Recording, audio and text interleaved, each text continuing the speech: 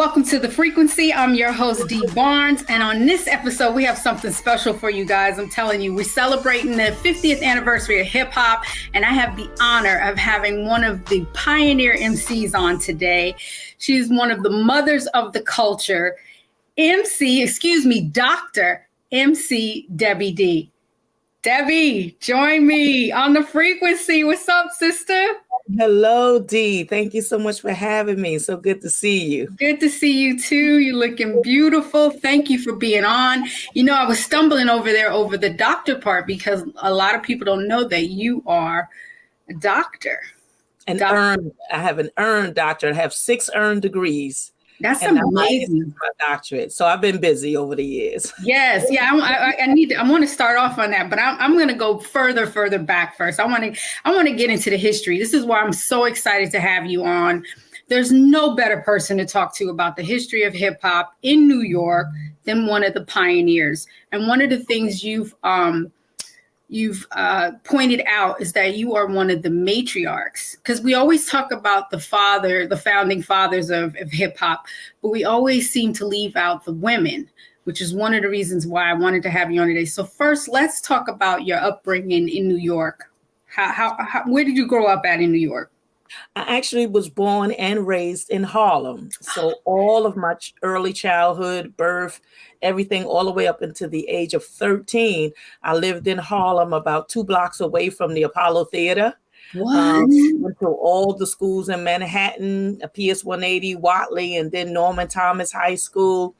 So that's my old stomping ground, Rutgers, the PAL, the Apollo Theater on Hamilton night, all of those different places, going to Sylvia's restaurant.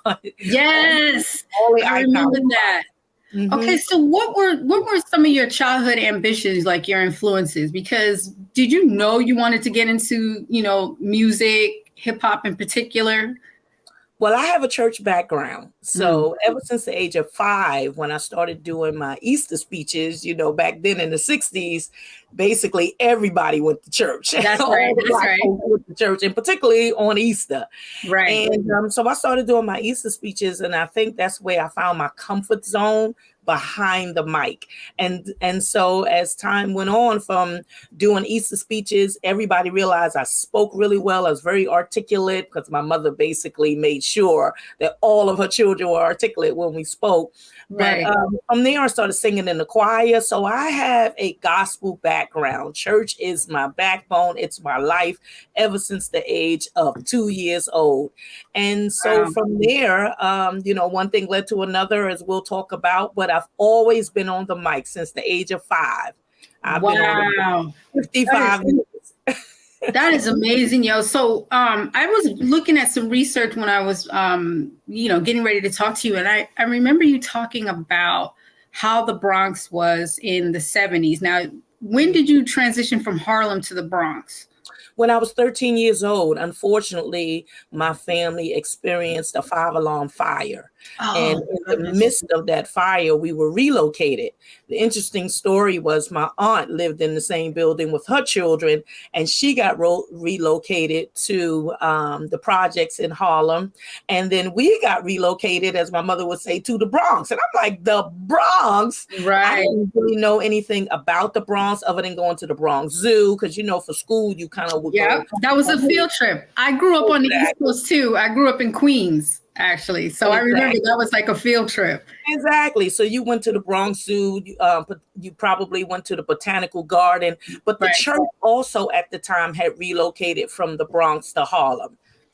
From Harlem to the Bronx. And so that was basically all I knew about the Bronx. And then my mother said we were moving there. And so at 13 years old, we moved to the west side of the Bronx first, which is not too far from where Kool Herc and all of that stuff started. I didn't know anything about it because I was only 13. Right. But we stayed there for about a good 6 months. And then the Red Cross moved us over to Webster Houses in the South Bronx. And I'm a South Bronx pioneer. That's where the whole thing started. It's the first time I heard the beat drop. Really? The first time I got on the mic was right there in Webster Houses in the South Bronx. Oh my goodness. So that was your earliest memory of hip hop. Like, when did you fall in love with hip hop?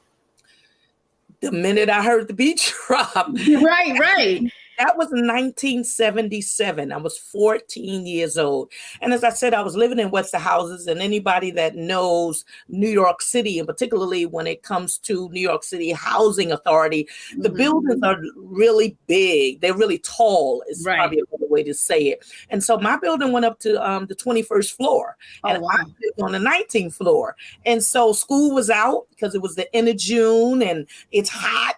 You know, I didn't have anything to do because I really didn't know anybody. And so I kind of just hung out in the house, and all of a sudden I heard this music, and I wasn't really interested in the music because I didn't know what it was, but I just kind of heard the music play. But what intrigued me is that the same part of the record kept playing over and over and over. And everybody knows, again, I'm a baby boomer. So if you're coming up in the 60s and the early 70s, everybody knows that when you hear or when you play music or records, those vinyl records, back then, you played the whole record out. So I'm trying to figure out, why is it playing over and over? Is it scratched? Because that's usually what happens when the record's playing over and over.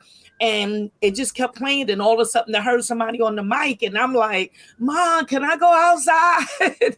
So I went downstairs, came outside, heard the music very loud, and I just followed the music, and that's when I fell in love with hip hop. And it didn't even have the name yet, you know.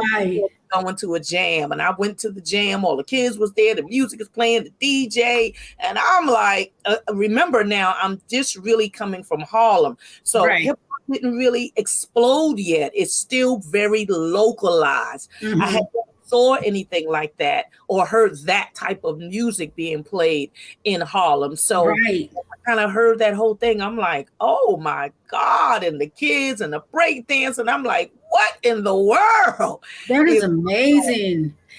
So, I mean, when you think about it, like, hip hop came out of a time in the Bronx where things were not good in the Bronx in particular, right? Like the housing situation in particular. I know a lot of the buildings were like abandoned, burnt out. You had a lot of urban decay. I always, because I serve as a hip hop historian also in hip hop, I always like to make clear to people that when we talk about that particular time frame and the urban decay that was going on in the Bronx, it wasn't the whole Bronx. It was the South Bronx. Okay, because people do think it's the whole Bronx when they have that picture. Again, and that's why I like to bring correction to that. I'm sure a lot of people are going to start doing it now, but you wouldn't have seen something like that in the North Bronx, where people basically had houses. You know, you had a lot of people who were homeowners in the North Bronx, and then on the West Side, where Kool Herc was, you didn't really see the urban decay. But right there in the South Bronx, which is in particularly where you have a large group of low income people living in this very heavily, densely populated, that's when you had a lot of the issues. So yes, you had a lot of burnt down buildings, burnt down to the ground. Just rubble, you know, mattresses, and all of this is in my backyard. All of this is in walking distance to me, because I'm from the South Bronx. So this is something I could really see. If I walked a few blocks, I could see on a daily basis. You could see on a daily. And so hip hop comes out of this. Now, you were just saying that on the West Side is where Kool Herc was. Yeah. But it wasn't, you know, the same environment. But I know that still the gangs were there, the violence, crime, and everything. And can you like walk us through like how this music just like, or this movement just came about? Because I know you just discovered it when you got there, but I mean, amongst all of that was happening, we had this like creative thing going on. Well, the backdrop to the history of, and particularly why kids such as myself, because we were all kids, you know, teenagers, literally. gravitated to the music is because at that particular time, again, this is like the mid 70s, there was a major budget crisis going on in New York City. And as a result of that crisis, a lot of the programs that were targeted for kids, the after school programs or programs during the daytime that dealt with the arts in the school, music, all of the stuff that we would do to kind of keep us interested and release all this energy we had as teenagers.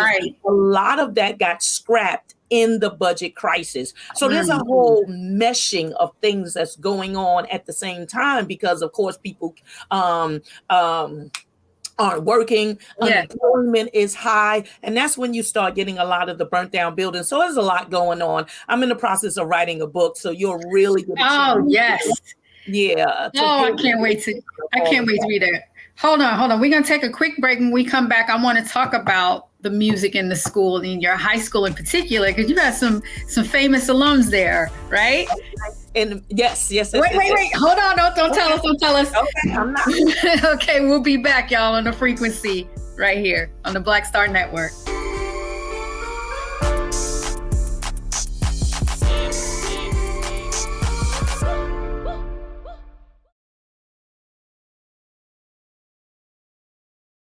When you talk about blackness and what happens in Black culture, we're about covering these things that matter to us, speaking to our issues and concerns. This is a genuine people-powered movement. There's a lot of stuff that we're not getting. You get it, and you spread the word. We wish to plead our own cause. Too long have others spoken for us. We cannot tell our own story if we can't pay for it. This is about covering us. Invest in Black-owned media. Your dollars matter. We don't have to keep asking them to cover our stuff. So please support us in what we do, folks. We want to hit 2,000 people, $50 this month, raise $100,000. We're behind 100,000, so we want to hit that. Y'all money makes this possible. Checks and money orders go to P.O. Box 57196, Washington, D.C. 20037-0196. The Cash App is $RM Unfiltered. PayPal is R Martin Unfiltered. Venmo is RM Unfiltered. Zelle is roland@rolandsmartin.com.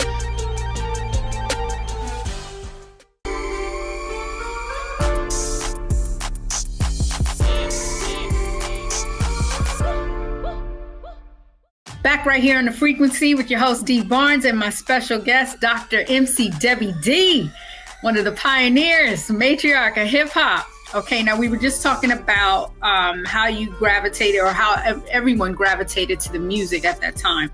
Please continue.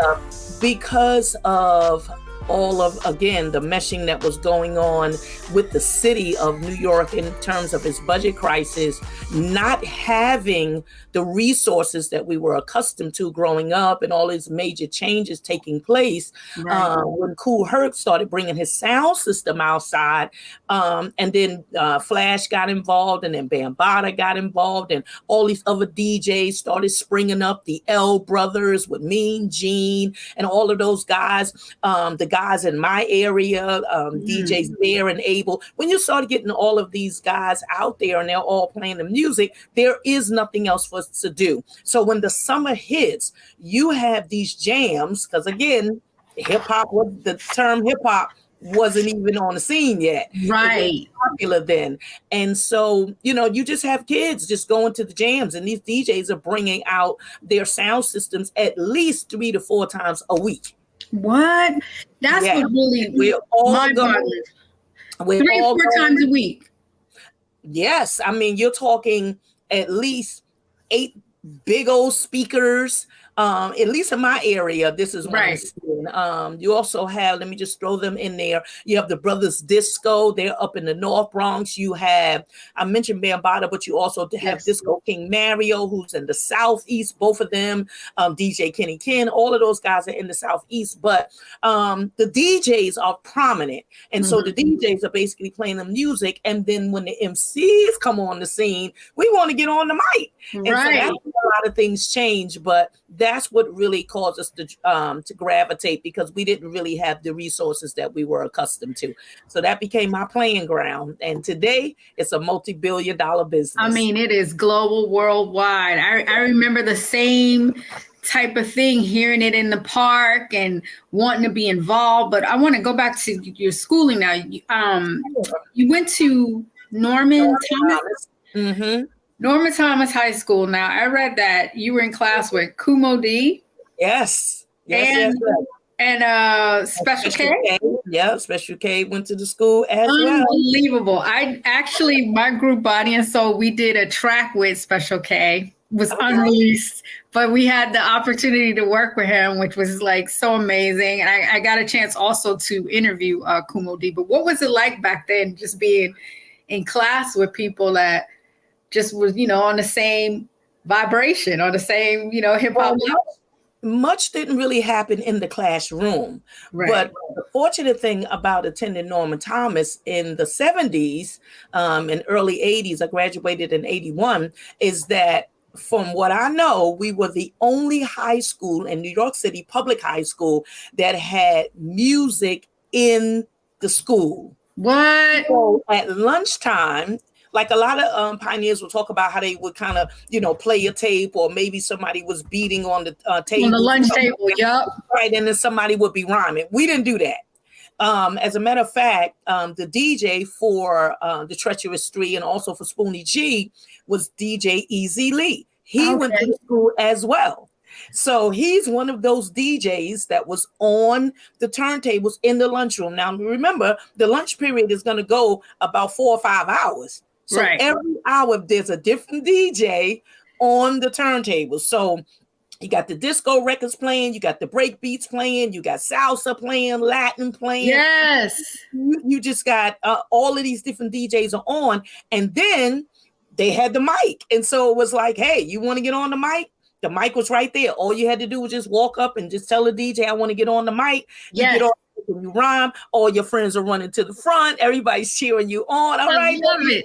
Patting you on the back. And it was a jam session. Like my school, anybody that grew up around the time that I grew up and went to high school will tell you Norman Thomas was the school you wanted to go to.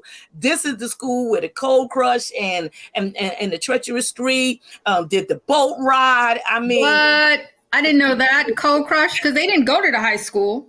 Nope, they didn't go to the high school, but we were moving on that level. We were already integrating hip hop. We're the first high school to actually kind of bring that whole vibe of having hip hop in a school. Exactly. And it's amazing for me now because now I'm teaching in these schools. So it's full circle. All right, we're gonna come back to the teaching part. So did you get on the mic when you were in high school?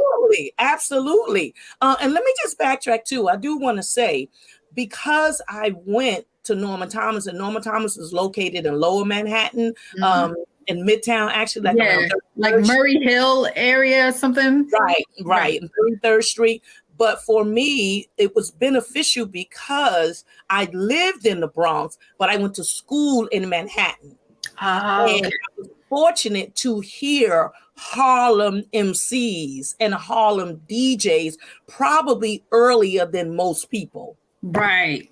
So a lot of times when people talk about the history of the Bronx and what the Bronx is doing early on, they may not really realize that there's a whole nother scene that's going on in Harlem, because I'm listening to Kumo D, I'm listening to Special K when these guys are in the hallway, when sometimes they're like battling each other in the hallway. It was amazing. It was a lot going on. So you were just saying that there was a whole different scene in Harlem. So that means that Brooklyn had a different scene, Queens had a different scene. So just like it just started popping up all over.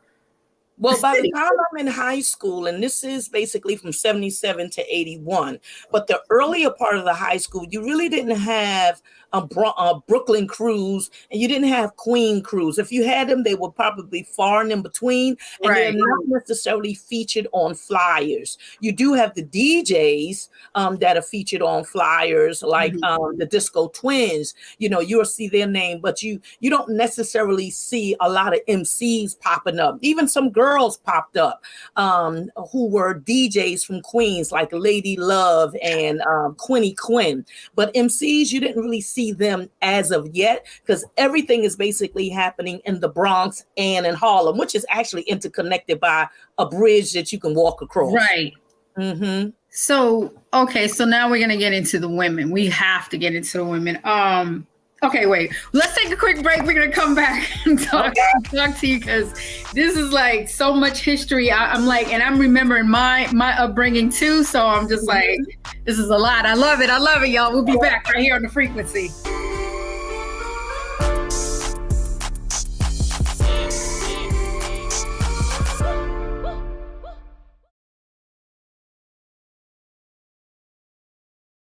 Black Star Network is here. Oh, no punch! I'm real revolutionary right now. Thank you for being the voice of Black America. All momentum we have now, we have to keep this going. The video looks phenomenal. See, there's a difference between Black Star Network and Black-owned media and something like CNN. You can't be Black-owned media and be scared. It's time to be smart. Bring your eyeballs home. You dig?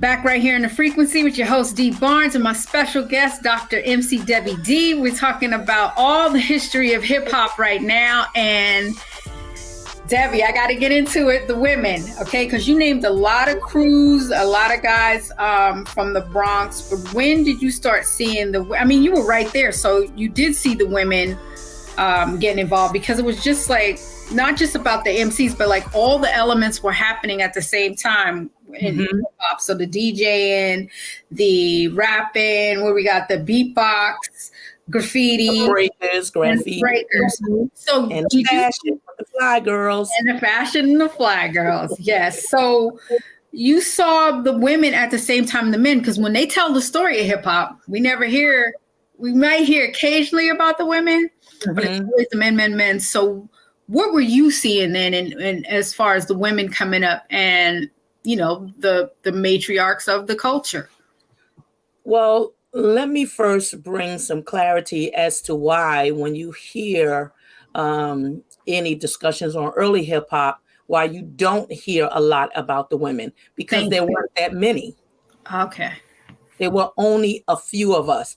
And at that particular time, almost every woman or young girl at that time, because we were all teenagers, was in a male group. A crew. Yes, was in a male crew. Right. So you may have a few exceptions, but for the most part, every girl is in a male group. So when you hear the names, you may not necessarily think of the girl, or the guy isn't thinking of the girl, because, and this is one of the things I break down in my book. And here's the reason: because groups move together. You didn't move as an individual. You moved as a unit. Like it's Grandmaster Flash and the Furious Five.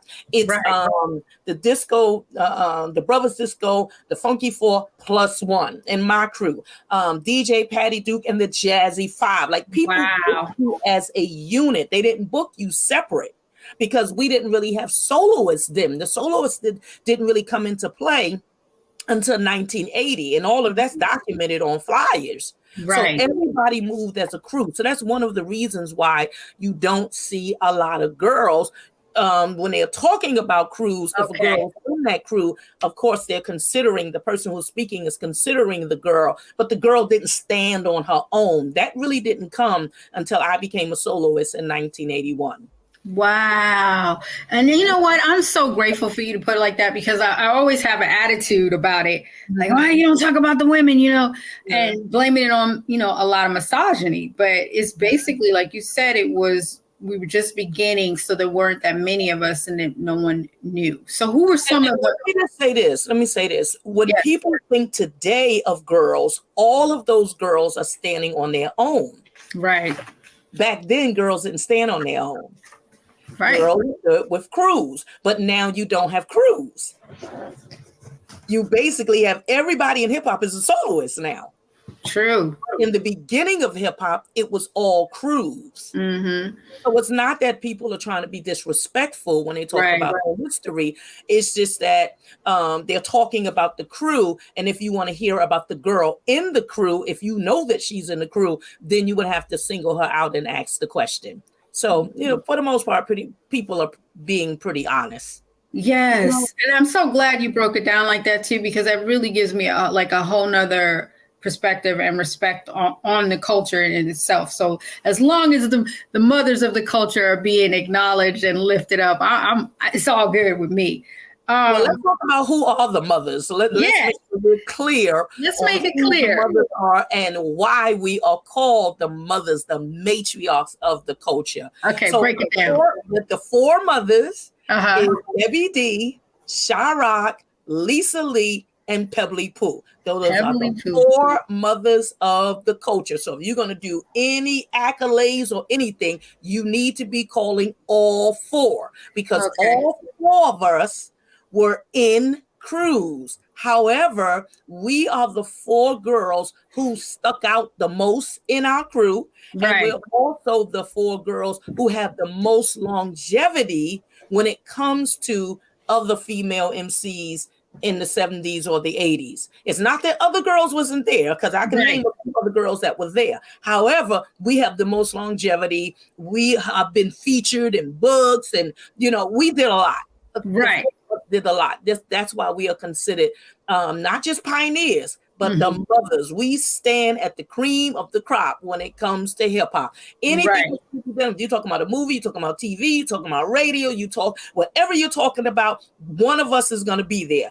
Debbie D is going to be there, Shyrock is going to be there, Lisa Lee is going to be there, or Pebbly Pooh is going to be there, or all four of us going to be there. But we're at the forefront holding it down. So see, I'm so glad you clarified that too, because those are the shoulders that we are standing on, basically. Those four in particular. Okay. And now again, let me just say, because I don't want nobody coming for me, it doesn't mean that other young ladies wasn't there. Like you did have the Mercedes ladies, and you did have Inner City Disco. You also had Sequence. And Sequence to me is like your first female superstars. Yes. They come under Sugar Hill and, all that they did with their records and everything.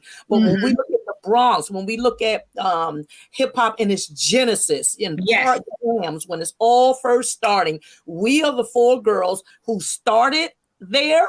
And to this day, we are visible to this very day. Where does DJ Wanda D fit into that? Because I know you guys did a lot of live shows together. Yes, Wanda D fits in when, again, I was a part of a crew, DJ Patty Duke and the Jazzy Five, and my crew began to break up, just like a lot of crews around that second or third year mark. There was a lot of shifting going on. And so I decided to step out and become the first female MC soloist. I am the first girl that you see on a stage, on the flyers, to document my work over several years. Amazing. In the lineup, everything. Right here. The flyers. Let's talk about the flyers. Let's talk about the flyers. The flyers. Before social media and everything, it's so wild too that you collect them. I only have 3 of my original flyers. I have one that we used to do something at the local Boys and Girls Club. That's amazing. I have one that was at some type of roller skating rink where it was Dougie Fresh and Slick Rick. It was Dr. Jekyll and Mr. Hyde. And around a long time. And then I have one where it was like Davy D at a spot in a roller rink in New Jersey. So those are and then I have one where I'm on. Actually, I was an opening act for Stetsasonic. Oh, okay. Yeah, awesome. We were and I was the solo at the time. I had a beatbox doing my thing, and I actually have an audio similar to yours with DJ Wanda D. But you were so cold-blooded in it. I had to listen to that like several times, and then I realized, going full circle, that you were a big influence on me. I don't know if you see this mic behind me right here. This is the type of mic you had in Beach Street. This is the type of mic you had in that old school mic. And just your fit, everything. So we got to get into Beach Street, and that's how I met. Let me just say with Wanda, when I decided to make a bold step to become a soloist, I had to get a DJ because at that particular time, Busy Bee had carved the niche out for the soloist. You started out in hip hop and you got on the mic and asked the DJ, could you get on? But the niche for the soloist wasn't really carved out until Busy Bee did that. And so he becomes the blueprint for all solo MCs. And one of the things that he does is that he incorporates a DJ. So he has DJ, cool DJ AJ. And so in my mind, I'm thinking, okay, well, if I'm going to become a soloist, I need a DJ. And I had just had a show with Wanda that kind of just happened. And I'll go into all those details later in my book. But somebody said to me, why don't you just do it with Wanda D? Debbie D, Wanda D. And I'm thinking, okay, we were kind of new on the scene, but we came together and I promise you, we were amazing. That tape, that you heard, that audio is actually a battle at Harlem World. What? It is the first time that a female MC is rhyming at least 5 minutes straight. The whole routine was 15 minutes, but they only caught that 5 minutes on that audio. But no other girl had done that because no other girl had stood on stage by herself with a show. Tell me about Harlem World. I'm doing a show. I got my gear. I'm doing everything. It's a whole booking me. It's a whole total ball game. Oh, for sure. Tell me about Harlem World. Because, you know, I've heard it shout out in songs and that nature, but I've never really heard anybody get like into some details about it. Well, Harlem World is a prominent club that was located in Harlem on 116th Street and Lenox Avenue. And one of the things I like to say for your viewers, because sometimes I think this is not clear to people, so I always like to make things clear. I appreciate you. Teaching. You're welcome. Is that Harlem is a section in the borough of Manhattan. Right. Because a lot of people don't realize that. So when you say New York, that first New York is the city, but the borough is called Manhattan. And there's a section uptown in Manhattan, which is the village of Harlem. For the most part, it runs from 110th Street to 155th Street. But Harlem World is located on 116th Street and Lenox Avenue, right directly across the street from the mosque where Malcolm X his speeches and things like that. If anybody goes to Amy Roof, Harlem World was right there on that corner. So it was a big club. It's about 3 floors. I didn't know it was that big. Oh yeah, it was the place was 3 floors. It was humongous, and it became the Mecca. There were several other clubs that were there also in Harlem at the time that we went to. But Harlem World to me became the Mecca for the battle. And not only that, D, one of the things that I talk about in my book is how Harlem World became so prominent because it was located in Harlem, in Manhattan, and it was easier now for all the kids who heard hip hop on the cassette tapes to actually get to Harlem World as opposed to traveling another 45 minutes to the Bronx. Okay. It was easier for people to come around. So it was a Mecca. Yes. Basically. It opened it up for people that were coming from Queens, people that are coming from Brooklyn. Like when I first heard Stethasonic, it was at Harlem World. Yes. You have the Force Emcees, who are now the Force MDs, but they first was the Force Emcees, and they were from Staten Island, and they're coming into Harlem. It was just easier to get to. So a lot of people got discovered right there in Harlem World, but that was where the battleground was. So if you didn't want to battle, you don't want to get in there. That's where the Cold Crush is battling. That's where Mo D and Busy Bee is battling. That's where Debbie D is battling, because I'm right there when we doing these battles. It's going down. The Crash Crew, the Feeling For, the Treacherous Stream, Spoonie G, T-Ski. Oh my goodness.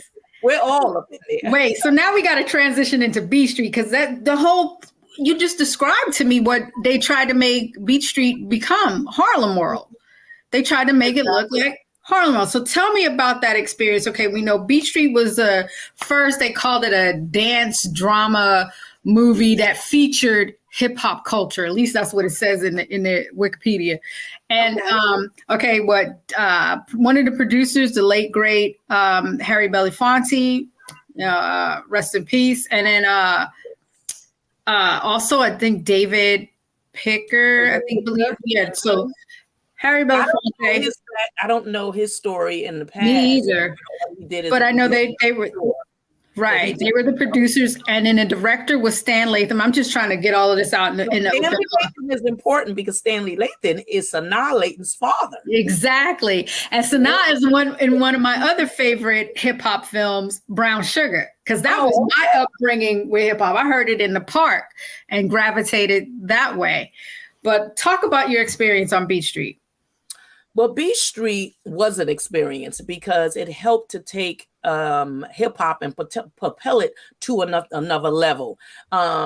We had the records, but it was still, hip hop was still at a place where people in the world were still trying to struggle with, is this something that's really going to stick around? Is it something we want to invest our money in? And then here comes Harry Belafonte, who decides he's going to get involved in it. He's going to put his money to it. And so what he does is, as we just said, he calls in, his friends.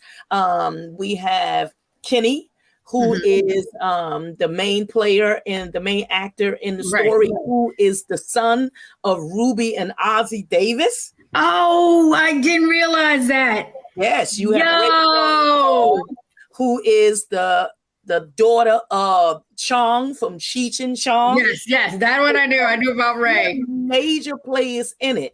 But Harry Belafonte decided, listen, this is underground, but I just believe that something is really brewing here. And for the most part, the majority of the movie is filmed in the Bronx. Now, about 6 months before the movie, I'm climbing as a soloist. I am the #1 girl in the city, and the flyers to document that. I'm on everything. That's right. I mean, we're crushing it. We're killing it.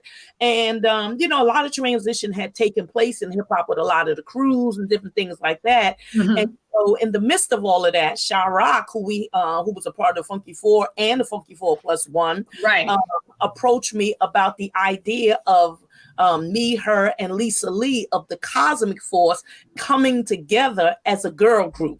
Oh. And so I thought to myself, I'm doing real good, but these are my two pioneer sisters. Now, if anybody's name is hot on the streets, like I said, it's 3 of the 4 girls who I said are the matriarchs, Debbie D. Chirac and Lisa Lee. We're the hot girl, regardless of what's going on. If it's on the flyer, we're on it. Okay. And so I thought to myself, and particularly Wanda D was DJ, so I talked to her about it. She decided, that we would all just kind of group together. In the midst of that, like I said, that the movie is going on. We heard about the movie, D. And girl, let me tell you. So you heard about the movie like it was a casting call, or? Yes, I don't know how we heard about it, but we heard about it. I mean, because still, hip hop is still small, so whatever's going on, whatever's popping in the streets, you're gonna know about it. That's so people true. talk about this movie is going on, and so they were having auditions at the Roxy's. So we said to ourselves, we're going down there to tell them they need to have us in the movie. No doubt. We're not auditioning. We're not doing it. No. If you're going to have a girl on the mic, it's going to be us. That's right. And at that time, we were called Empress. Okay. Because all of us felt that we were queens. I had the title of Queen MC. And then when the word rapper became popular, I changed it to Queen Rapper. And then Lisa Lee, who was part of the Zulu Nation, also was using the title Queen MC. But we didn't have any issues with it. We all worked together. And so we went down there or whatever, and we said what we said, and they said, okay, we're gonna put y'all in the movie. Oh, I love it. Movie. That scene so much is like just ingrained in my memory. I know that had to be my first time seeing like women on the mic in a film. So that took it from local to like global, inspiring women all over the world to get into hip hop. I know for me, it definitely was. You were definitely a big influence on me. I mean, first of all, I always talk about it, just the fits, everything that you guys had on then can be rocked right now. Oh, well, those weren't your clothes, and you guys didn't pick it out, but it doesn't. It's still, but it looked dope though. You don't think it looked dope? You don't like it? not compared to what I had on when I came there. Oh, I wish I could start my rhyme off. I say the fly girl Debbie D, right? So I came there fly. People knew me for dressing real fly. And when I got there, they was like, to wardrobe. We're like, what? Girl, I had on these boots where the top of the boot came off. Oh, I didn't even see that. Because I didn't wear them. They only let me keep the bottom part. Oh my so the top God. part was red and black. I have some pictures of me with the boots on. I know you had a suede, like the little suede skirt with the top. I had on head to toe. Don't play with the fly girl. Oh, they gave us all them clothes. I was excited later on because the skirt was of London. So, you know, that was a major designer in Britain. But still, you know, we came there with our own stuff. We hip hop. Yeah, exactly. We look more like punk rockers because, you know, you did. Going on too. It did give you like an underground punk rock type of feel. And that's why that's probably why I love it so much. I mean, to this day, but I would have loved to see, please put that in your book, what you had on. Absolutely. Because you were showing the true hip hop spirit. Yes, okay. We got to take a break. We're going to come back with more this hip hop culture and these flyers. We got to talk about the history right here on The Frequency.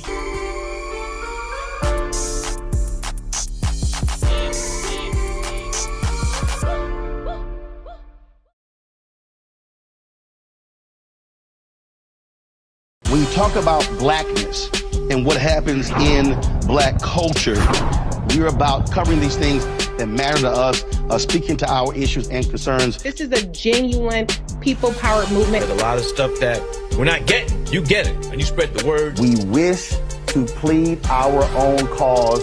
Too long have others spoken for us. We cannot tell our own story if we can't pay for it. This is about covering us. Invest in black-owned media. Your dollars matter. We don't have to keep asking them to cover our stuff. So please support us in what we do, folks. We want to hit 2,000 people, $50 this month, raise $100,000. We're behind 100,000, so we want to hit that. Y'all money makes this possible. Checks and money orders go to P.O. Box 57196, Washington, D.C. 20037-0196. The Cash App is $RM Unfiltered. PayPal is R Martin Unfiltered. Venmo is RM Unfiltered. Zelle is Roland at RolandSMartin.com.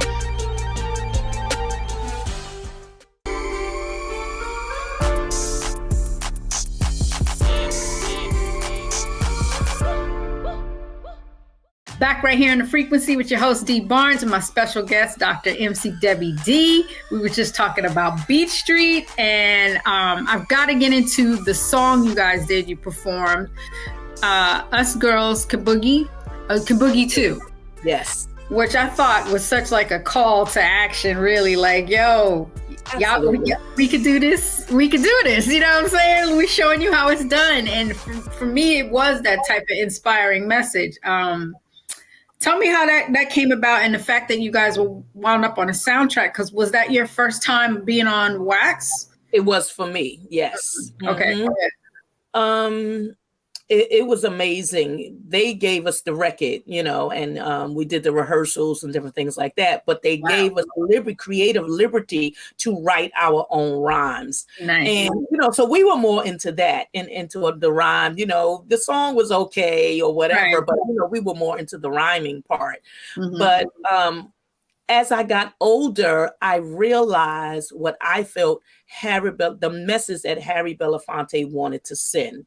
And that is, it's male dominant. And I see this culture and all of these guys are doing something. But you know what? Girls can do it too. And I think that song became a catalyst for girls all around the world.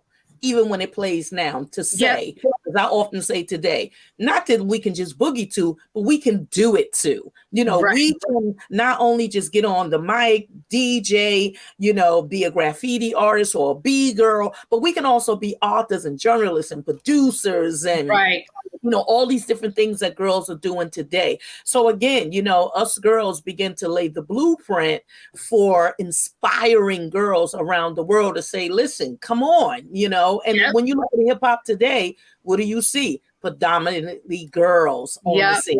You see so many women Me too. I mean, and thank you for that, because I'm telling you, I was one of those young women that was definitely inspired, to participate because of that. And you inspired me a lot too. I mean, even my first earlier hip hop name was Double D.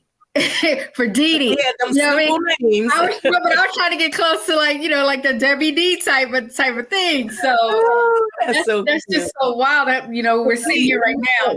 Let me just add this piece. That's how we got the name Us Girls. Like I said, we considered ourselves queens, so we came up with the name Empress. But because of the song, every time they wanted to do the recording for the song, or we had to act it out, they kept saying, "Where's the Us Girls? Where's the Us Girls?" Oh, and that's how we became the Us Girls. Oh my goodness, I did not know that. Now, wasn't that also the name of your organization for women? Yes. And so, just about maybe 10 years ago, I decided that, I've always been one to empower women. Almost any lyrics you hear Debbie D rhyme on, I'm always saying something to empower women. And so I just, I've always had workshops for women, all kind of stuff. And so I just kind of decided to reach back and grab that particular name from the Us Girls and make it Us Girls Can. It is all about empowering the female voice. Yes, I love that. And do like seminars with the girls? You do events?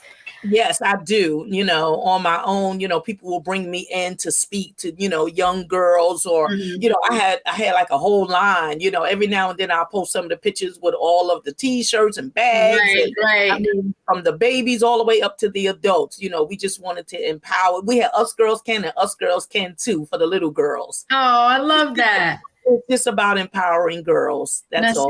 This has to go back to your church foundation, and you're in the ministry. Yes. Please talk about that. How you transition from the MC. It's actually going full circle, right? From church girl to MC to ministry. Yeah. Well, I've never left the church, but as I got older, I just decided to become more serious and become a Christian. So that's I was just religious before, but I'm a Christian now, and I, profess Jesus Christ as my Lord and Savior. But amen to that. Just how just how the entertainment world is. It just really started getting the fun left. Right. Put it. Hip hop in the early days was about fun, peace, love, unity, and having fun. That's the mantra. And, once it started not to be fun anymore, and it just became so commercial and things started taking a turn, that's when I just started falling back. And I think that, there was a transitional period as well. I wanted to talk to you about the Juice Crew. You were part of the Juice Crew, and I know that you did this rhyme on this track called Evolution, where you're like Harriet Tubman. I'm rhyming about Harriet Tubman. I'm one of the first girls to be a part of the Juice Crew, which many don't know. Right. Before Shantae.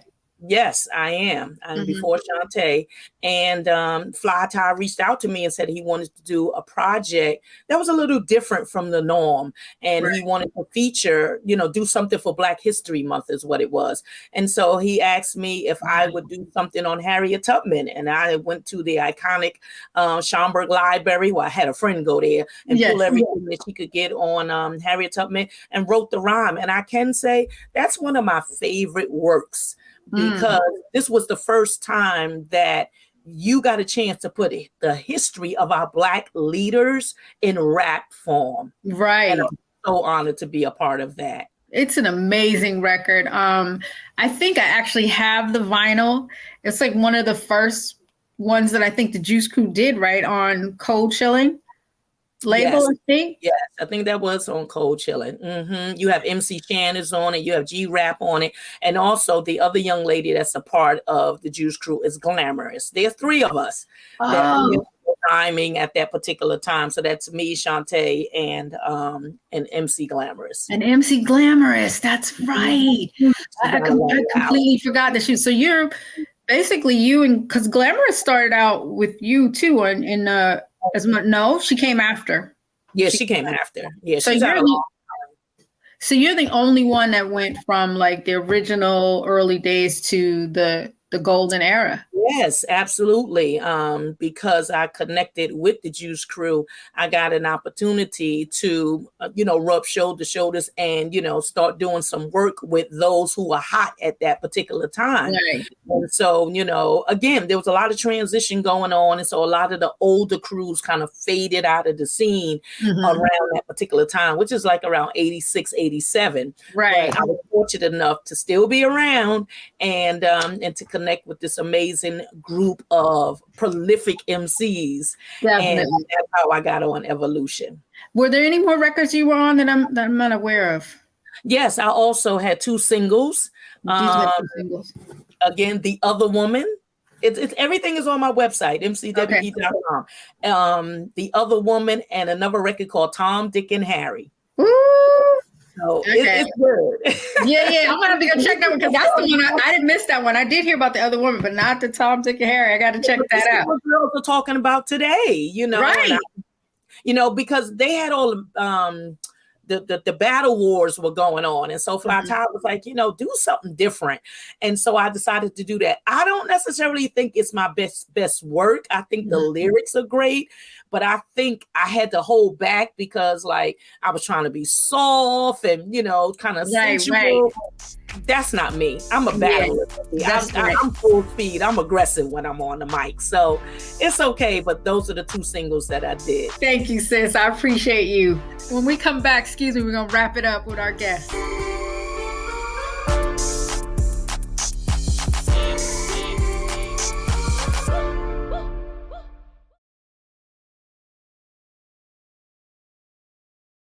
Don't you think it's time to get wealthy? I'm Deborah Owens, America's Wealth Coach, and my new show on the Black Star Network focuses on the things your financial advisor or bank isn't telling you. So watch Get Wealthy on the Black Star Network.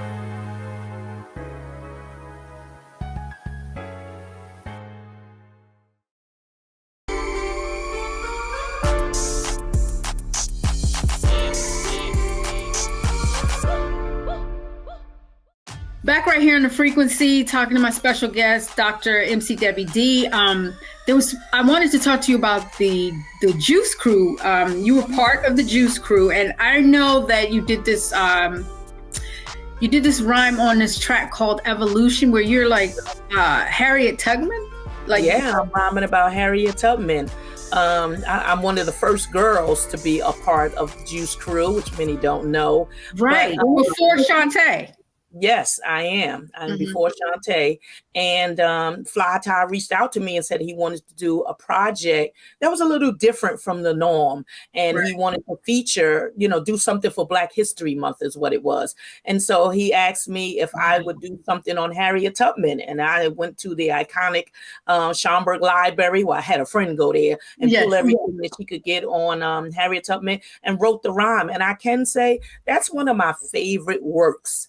Because this was the first time that you got a chance to put the history of our Black leaders in rap form. Right. And I'm so honored to be a part of that. It's an amazing record. I think I actually have the vinyl. It's like one of the first ones that I think the Juice Crew did, right, on Cold Chilling label, I think. Yes, I think that was on Cold Chilling. You have MC Shannon's on it. You have G-Rap on it. And also the other young lady that's a part of the Juice Crew is Glamorous. There's 3 of us that were rhyming at that particular time. So that's me, Shantae, and MC Glamorous. And MC Glamorous, that's right.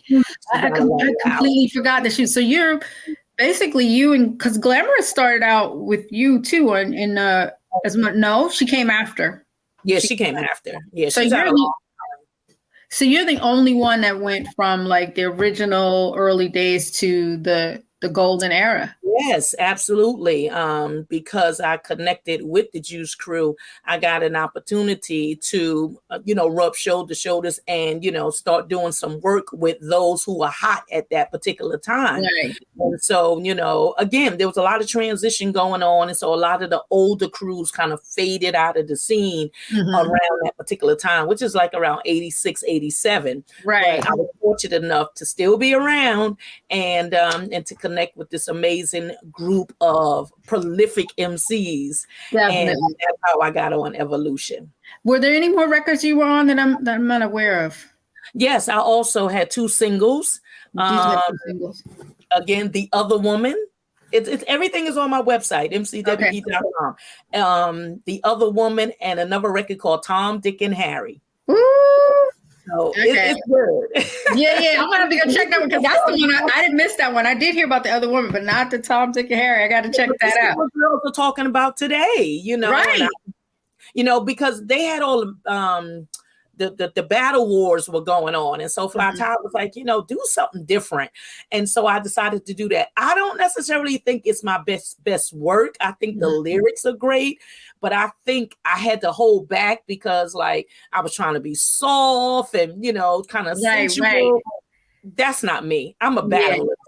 I'm full speed. I'm aggressive when I'm on the mic, so it's okay. But those are the 2 singles that I did. And just a quick point, what do you think, because I know you wrote a lot of your own lyrics, what do you think about women writing their own lyrics or having a ghostwriter? I mean, I know there's other male MCs that have ghostwriters too, but they seem to focus in on the women having ghostwriters. What do you think of an MC that doesn't write their own lyrics? I'll echo the words of KRS-One, something that I heard him say just recently, I think just perhaps the other day, in regard to ghostwriters. I don't have any issues with people having a ghostwriter, because sometimes I mean, there's a writer's strike that's going on right now. Right. There are people who just are gifted to write. I am a writer by profession. I write everything that I've ever rhymed, I wrote. And when I still have my original rhymes right now. But I just think, as KRS-One said, if you're going to have someone else write your rhymes, just make sure they're a good writer. Right. Don't pick a writer who doesn't know how to write, and then of course you can tweak it into your own voice and that type of thing. I mean, I know how people feel about somebody else writing your rhymes, but I think that's more old school now in terms of that thought. Of course, I applaud you if you did the work, because writing is not easy. You have to write and rewrite. You write and rewrite, until you get it sharp and it's strong. It's in your voice and you can feel it. All of that goes into it. But if you're going to have somebody to write it, and you're paying them to write it, get the best writer. Get the best writer. Holla at me. Holla at you. Holla at your girl. Holla at your girl. I love it. And see it right here. Hip hop knowledge right here on the frequency, y'all.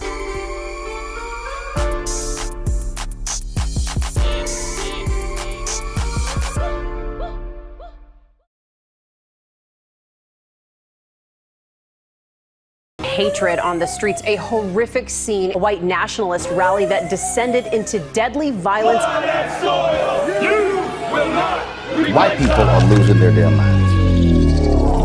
As an angry pro-Trump mob storms the U.S. Capitol, we've seen shots. We're about to see the rise of what I call white minority resistance. We have seen white folks in this country who simply cannot tolerate black folks voting. I think what we're seeing is the inevitable result of violent denial. This is part of American history. Every time that people of color have made progress, whether real or symbolic, there has been what Carol Anderson at Emory University calls white rage as a backlash. This is the rise of the Proud Boys and the Boogaloo Boys. America, there's going to be more of this. Here's all the Proud Boys, guys. This country is getting increasingly racist in its behaviors and its attitudes because of the fear of white people. The fear that they're taking our jobs, they're taking our resources, they're taking our women. This is white fear.